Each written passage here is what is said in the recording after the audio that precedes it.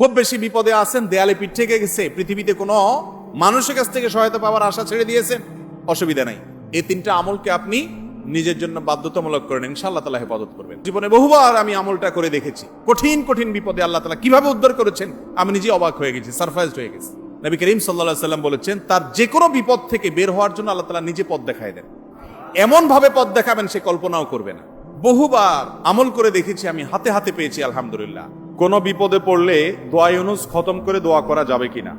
দোয়া ইউনুস এটা যে কোনো বিপদে পড়াটা হাদিস এবং কোরআন উভয়টি দ্বারায় প্রমাণিত। কোরআনে কারীমে আল্লাহ রাব্বুল আলামিন বলেছেন, ওয়া কাযালিকা নুনজিল মুমিনিন।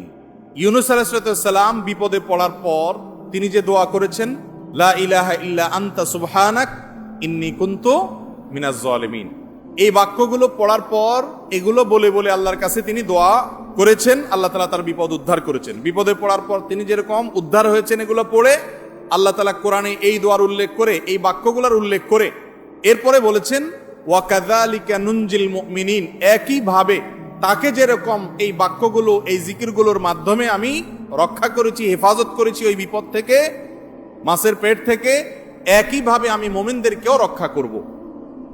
নবী করিম সাল্লাল্লাহু আলাইহি সাল্লাম বলেছেন যে ইউনুস ইবনে মাত্তা তিনি যে এই বাক্যগুলো দিয়ে আল্লাহর কাছে বিপদ থেকে উদ্ধারের পথ খুঁজে পেয়েছেন, সেগুলো তোমরা পড়বে তোমাদের বিপদে আপদে। এজন্য বিপদ আপদ, বিশেষ করে কঠিন বিপদে আপনি যদি পড়ে যান তাহলে মুক্তি লাভের জন্য দোয়া ইউনুস বেশি বেশি পড়বেন।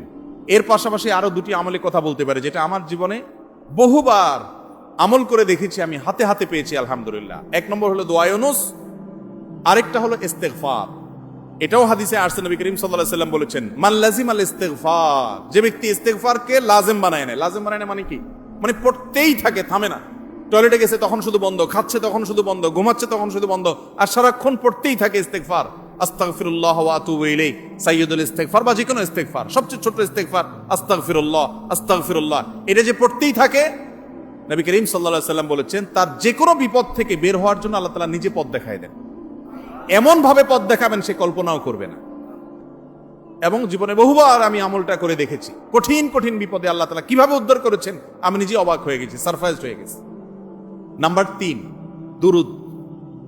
দুরুদের ক্ষেত্রেও হাদিসে একই কথা বলা আছে, যে ব্যক্তি দুরুদ বেশি বেশি পড়বে ওই ব্যক্তির সমস্ত পেরেশানি থেকে মুক্ত হওয়ার জন্য এই দুরুদ যথেষ্ট হয়ে যাবে।